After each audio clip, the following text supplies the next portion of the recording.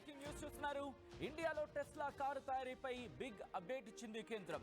ఇండియాలో Tesla car తయారీకి Musk అనాసక్తి, అవును ఇంట్రెస్ట్ చూపించట్లేదు అంటూ కూడా చెప్పుకొచ్చింది. ఇంట్రెస్ట్ గా లేడు మ్యానుఫ్యాక్చరింగ్ కి సంబంధించి అంటూ కూడా చెప్పుకొచ్చింది కేంద్రం. మస్క్ ఇండియాలో పెట్టుబడి పెట్టేందుకు ఆసక్తి చూపడం లేదంటూ చెప్పుకొచ్చారు కేంద్ర మంత్రి కుమారస్వామి. కేవలం షోరూంలు మాత్రమే ఏర్పాటు చేయబోతున్నట్లు ఆయన చెప్పుకొచ్చారు. దాంతోపాటు ఇండియాలో టెస్లా కార్ల తయారీ పరిశ్రమ పెడతారన్న మస్క్ నిర్ణయాన్ని గతంలో వ్యతిరేకించాడు ట్రంపే కాదు, యాపిల్కి సంబంధించి కూడా చూసాం ఎటువంటి మరి ముఖ్యంగా ఎటువంటి కమెంట్స్ చేశాడనేది. అమెరికా ఫస్ట్ అంటూ చెప్పుకొచ్చాడు. కానీ ఇప్పుడు ట్రంప్ తీసుకుంటున్న నిర్ణయం ఆ దేశానికే బెడిసి కొడుతోంది. ఎందుకు ఏంటి అనేది మాట్లాడుకునే ప్రయత్నం చేద్దాం. కొద్దిసేపటి క్రితం మాట్లాడుకున్నట్టుగా ఇటు యాపిల్ కావచ్చు, ఆ తర్వాత శాంసంగ్ కావచ్చు, ఇదే పద్ధతిలో ట్రంప్ వార్నింగ్ ఇచ్చాడు. ఇండియాలో పెట్టుబడులు పెట్టే కంపెనీలను బెదిరిస్తున్నాడు ట్రంప్. ఇండియాలో పెట్టుబడులు పెడితే మీపై సుంకాలు విధిస్తామంటూ ఇటు ట్రంప్ వ్యాఖ్యలు చేయడం ప్రస్తుతం అందరినీ ఆందోళనకు గురి చేస్తోంది. మరి ముఖ్యంగా ఇటు ఎలాన్ మస్క్ కూడా. ఎందుకంటే ఎలాన్ మస్క్ మీకు గుర్తుంటే కనుక ఎలాన్ మస్క్ ఇటు భారత్లోకి వచ్చేందుకు తీవ్రమైన ప్రయత్నాలు చేశాడు గత ప్రభుత్వ హయాంలో, అంతకుముందు కూడా. కానీ అప్పుడు అంతగా ఫలించలేదు. ట్రంప్ వచ్చిన తర్వాత తన అడుగులు సక్సెస్ అవుతాయి అనుకున్నాడు. కానీ ఎవరినైతే నమ్ముకున్నాడు అతగాడై ఇప్పుడు ఆ బలిపీఠం మీదకి ఎక్కిస్తున్నాడు. ఎందుకు నేను ఇంత పెద్ద మాట వాడుతున్నానంటే ట్రంప్ ఇంట్రెస్ట్ ఏంటి? ట్రంప్ మరి ముఖ్యంగా Trump interest making America first, అంతే కదా. మాగా మేక్ అమెరికా గ్రేట్ అగైన్, మాగా అనేది తన కోర్ నినాదం. దీంట్లో ఏం చేస్తున్నాడు? ఎవరైనా ఇన్వెస్టర్స్ కావచ్చు, లేకపోతే ఎవరైనా ఇండస్ట్రియలిస్ట్ కావచ్చు, లేకపోతే ఎవరైనా ఎంతూసియాస్టిక్గా ఉన్నవాళ్ళు కావచ్చు, మరి ముఖ్యంగా తన దేశానికి సంబంధించిన వీళ్ళు ఎవరు ఎవరైనా విదేశాల్లో కనుక పెట్టుబడులు పెట్టినా, విదేశాల్లో కనుక మ్యానుఫ్యాక్చరింగ్స్ డెవలప్ చేసినా వాళ్ళ మీద సుంకాలు విధిస్తానంటున్నాడు. ఒక విధంగా చెప్పాలంటే సుంకాలతో వాళ్ళని పూర్తిగా ఇబ్బంది పెడుతున్నాడనే చెప్పుకోవాలి. యాపిల్ మీద ఎటువంటి వార్నింగ్స్ ఇచ్చాడో సందర్భాన్ని చూసాం. యాపిల్కి సంబంధించి చెప్పాడు, తర్వాత సామ్సంగ్ నుంచి కూడా మాట్లాడుకున్న సందర్భం. ఇప్పుడు ఎలాన్ మస్క్ ఇండియాలో, ఎందుకంటే 150 కోట్ల మంది జనాభా ఇక్కడ. ఎవరైనా ఏం కోరుకుంటారు? ఎక్కడైతే మార్కెట్ ఎక్కువ ఉంటుందో, ఎక్కడైతే జనాభా ఎక్కువ ఉంటారో, ఎక్కడైతే వాళ్ళ మార్కెట్ని ఎస్టాబ్లిష్ చేయాలనుకుంటారో అక్కడ మ్యానుఫ్యాక్చరింగ్ డెవలప్ చేసి అక్కడ కనుక సంబంధిత వస్తువులను లేకపోతే సంబంధిత ఆ కార్లను వాట్ ఎవర్ ఇట్ మేబీ ఆ ప్రోడక్ట్ని కనుక అందుబాటులో ఉంచగలిగితే వాళ్ళకి ఏమవుతుంది? కాస్ట్ తక్కువ అవుతుంది. అంటే మ్యానుఫ్యాక్చరింగ్ అక్కడే జరిగి సేల్స్ అక్కడే జరిగితే ఏమవుతుంది? వాళ్ళకి మ్యానుఫ్యాక్చరింగ్ అక్కడే జరిగి సేల్స్ అక్కడే జరిగినప్పుడు ప్రాఫిట్ అనేవి ఎక్కువగా కనిపిస్తూ ఉంటాయి.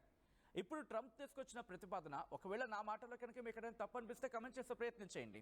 బట్ నేనంటున్న కోర్ సబ్జెక్ట్ ఏంటంటే ఇక్కడ ట్రంప్ తీసుకున్న నిర్ణయం ఇటు భారత్కి ఏం పెద్ద ఇబ్బంది పెట్టకపోవచ్చు. ఎందుకంటే ఒకవేళ అది కాస్ట్ ఎక్కువైంది అనుకోండి, అనాసక్తి చూపించే అవకాశం ఉంటుంది కస్టమర్స్ ఎవరైనా. నువ్వు ఇక్కడ షోరూమ్ ఓపెన్ చేసుకోవచ్చు. షోరూమ్ తీసుకుంటే అఫ్కోర్స్ ముంబైలో ఇప్పటికే షోరూమ్ ఇచ్చారు.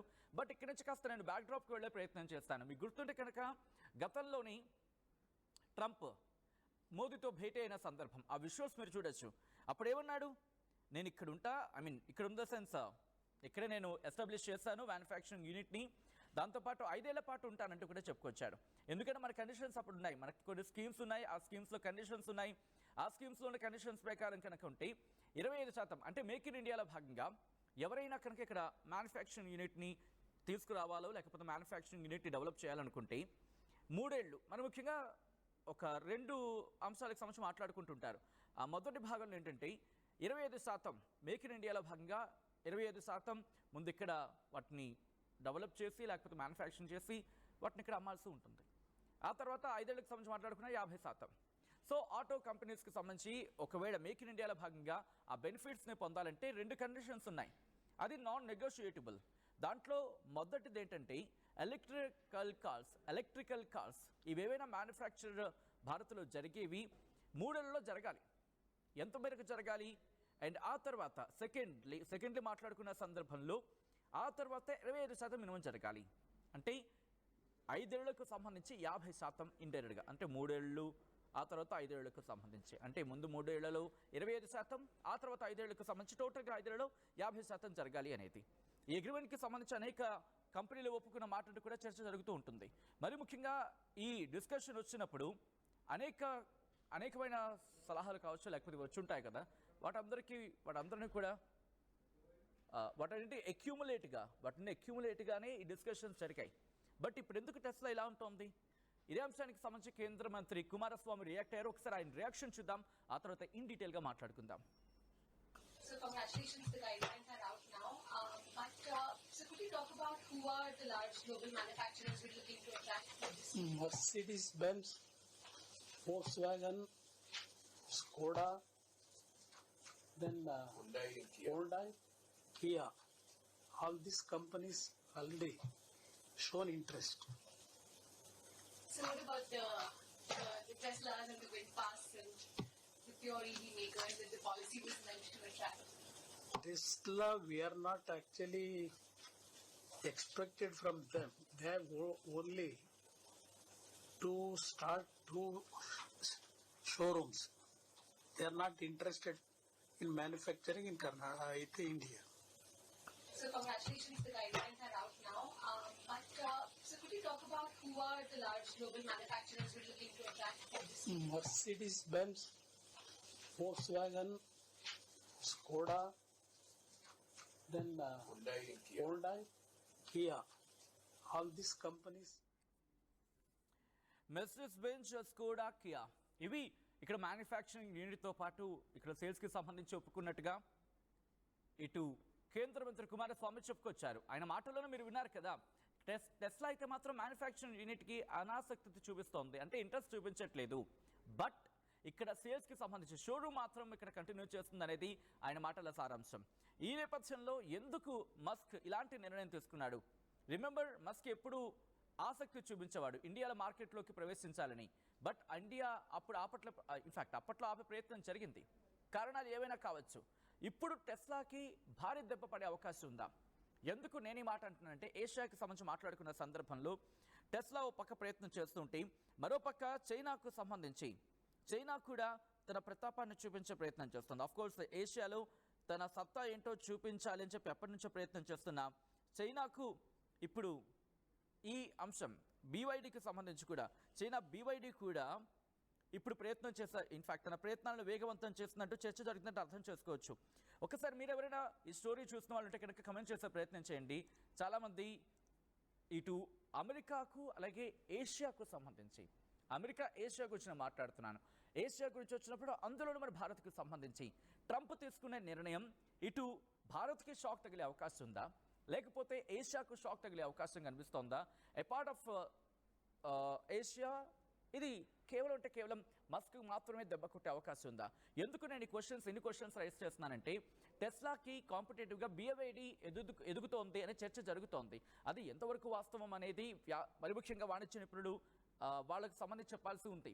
బట్ ఇది కోర్గా మాట్లాడుకున్న సందర్భంలో మాత్రం ఇది ట్రంప్కి కాదు, మరి ముఖ్యంగా మస్క్కు దెబ్బ కొట్టే అవకాశం కనిపిస్తోంది.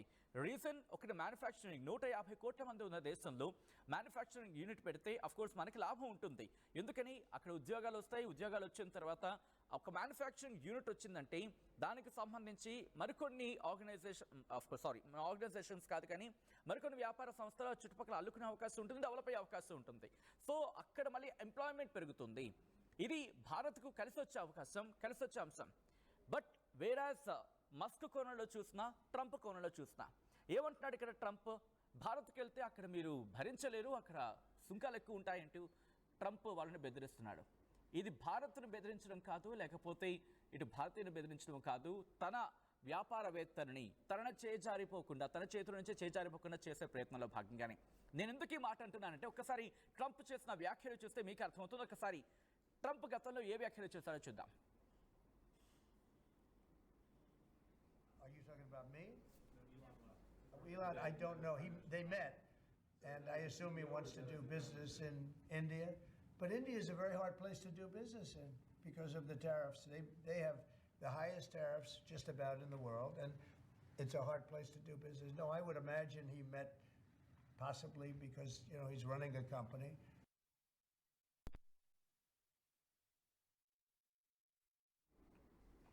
రైట్, ట్రంప్ చేసిన వ్యాఖ్యలు మీరు చూశారు కదా. ఇప్పటికే కొంతమంది రియాక్ట్ అవుతున్నారు. ఆ రియాక్షన్కి సంబంధించి కూడా మనం మాట్లాడుకునే ప్రయత్నం చేద్దాం. ఇక్కడ ఒక ప్రశ్న సంధించడం జరిగింది ఆర్టీవీ. మీరు రిప్లై ఇచ్చే ప్రయత్నించండి. ఆ పోల్లో మీరు కూడా పాల్గొనే ప్రయత్నించండి. ట్రంప్ ఇండియాకు వెన్నుపోటు పొడుస్తున్నాడా అనే అంశానికి సంబంధించి ఆల్రెడీ ఆర్టీవీ ఆ పోల్ని కండక్ట్ చేస్తుంది. ఈ నేపథ్యంలో ఇప్పటికే ఎస్ అంటూ కొంతమంది, నో అంటూ కొంతమంది, మరి ముఖ్యంగా ఎస్ మెజారిటీ 96% ఆఫ్ పీపుల్ మాత్రం వాళ్ళు ఎస్ అంటూ చెప్పుకొచ్చారు. If he will not put India nothing will happen to India. Trump ఒక వేస్ట్ గాడు అంటూ కూడా. అఫ్ కోర్స్ ఆయన వేస్ట్ గాడా లేకపోతే బెస్ట్ గాడా అనేది మనం ఇప్పటికే చూసాం. సో ఈ విషయాన్ని నేను అంతగా చెప్పే ప్రయత్నం చేయట్లేదు. ఎందుకు నేను ఈ మాట అంటున్నానంటే, కమింగ్ బ్యాక్ టు ద సబ్జెక్ట్కి వచ్చే ప్రయత్నం చేద్దాం. టెస్లా అనేది అడుగు పెట్టలేదు అనుకుందాం, కేవలం షోరూమ్ని మాత్రమే తీసుకొచ్చింది అనుకుందాం. మన ఎలక్ట్రికల్ కార్స్ లేకపోతే మన ఎలక్ట్రికల్ మోటివ్స్, అంటే మోటివ్ ఇన్ ద సెన్స్ మన ఎలక్ట్రికల్ వెహికల్కి సంబంధించి వాటికి బిగ్ పుష్ వచ్చే అవకాశం ఉందనుకుంటున్నారా? రిమెంబర్, టెస్లా లాంటి ఒక కంపెనీ కనుక ఇక్కడ వస్తే, వాటి మ్యానుఫ్యాక్చరింగ్ కనుక డెవలప్ అయితే 150 కోట్ల మందికి సంబంధించి 150 కోట్ల మంది ఉన్న దేశంలో టెస్లా మరి ముఖ్యంగా ఎలాన్ మస్క్ లాంటి ఒక దిగ్గజం వచ్చి ఇక్కడ ప్రభావం చూపిస్తే అది ఎటువంటి ఇంపాక్ట్ చూపించవచ్చు. బట్ ఇప్పటికీ కొంతమంది ఏమంటున్నారంటే కనుక ఇది మనకేం ఇబ్బంది పెట్టదు. ట్రంప్ తీసుకున్న నిర్ణయం ఇటు ఎలాన్ మస్క్కి ఏ చెయ్యినైతే తన ఆపన్న హస్తం అనుకున్నాడు, ఏ చెయ్యికైతే, ఎందుకంటే ఎలాన్ మస్క్ మీకు గుర్తుంది కదా 2024 ట్రంప్ ఎలక్షన్స్కి ముందుగా ఫండింగ్ ఇచ్చింది, భారీ స్థాయిలో ఫండ్ ఇచ్చింది. మరి ముఖ్యంగా ట్విట్టర్ని కూడా, ట్రంప్ అకౌంట్ని డిలీట్ చేసేసిన ట్విట్టర్ని కొనుగోలు చేసి మరి ట్రంప్కి పూర్తిగా బూస్ట్ ఇచ్చి, ట్రంప్కి పూర్తిగా మద్దతు ఇచ్చి, ట్రంప్ని ఫుల్గా లేపి, ఒక విధంగా చెప్పాలంటే ఫుల్గా హైప్ క్రియేట్ చేసి ఎలక్షన్స్లో ట్రంప్ విజయం సాధించడానికి దాదాపు ఒక కుడిభుజంగా మారిపోయిన మస్క్ మెయిన్ టార్గెట్ ఏంటప్పుడు ఆ రోజుల్లో టెస్లాకి సంబంధించి భారత్లోకి అడుగు పెట్టడమే కదా. అటువంటి మస్క్ని ఇప్పుడు ట్రంప్ అడ్డుకుంటున్నాడు. నువ్వు భారత్లోకి వెళ్ళొద్దు అంటున్నాడు.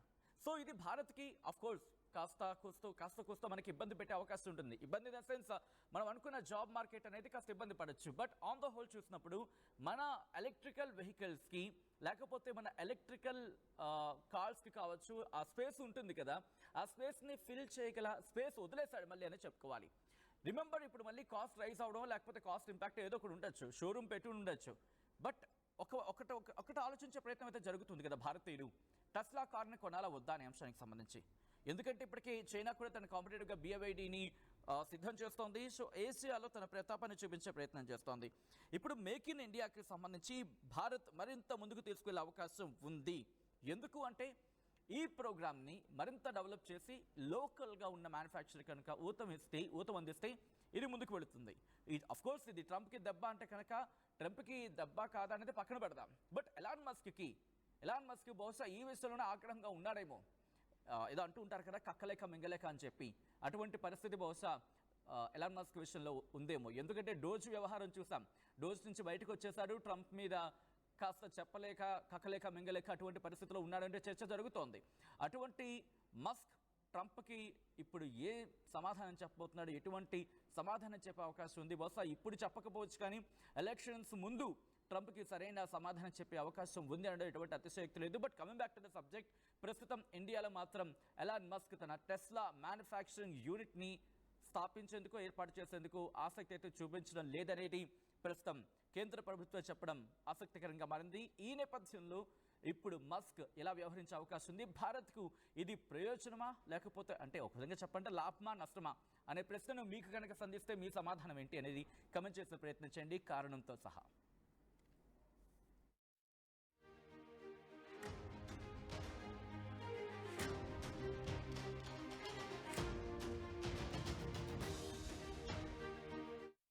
Congratulations, the guidelines are out now.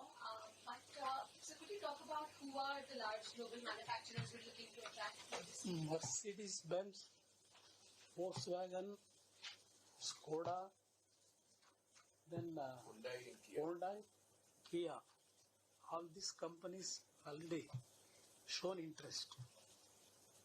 So what about the Teslas and the VinFast and the pure EV makers that the policy was meant to attract? Tesla, we are not actually expected from them. They have only to start 2 showrooms. They are not interested in manufacturing in India. విడుదలైన JEE advance 2025 ఫలితాల్లో Shri Chaitanya programmes దే all time record. All India first ర్యాంకుతో పాటు all India open కేటగిరీలో 3, 5, 6, 11 ర్యాంకులు ఒక్క శ్రీ చైతన్యవే. ఇక IIT JEE ర్యాంకులకు చిరునామా శ్రీ చైతన్యనే. జేఈఈ అడ్వాన్స్డ్ 2025లో నారాయణ టాప్ ర్యాంకుల సంచలనం. All India third rank నారాయణదే.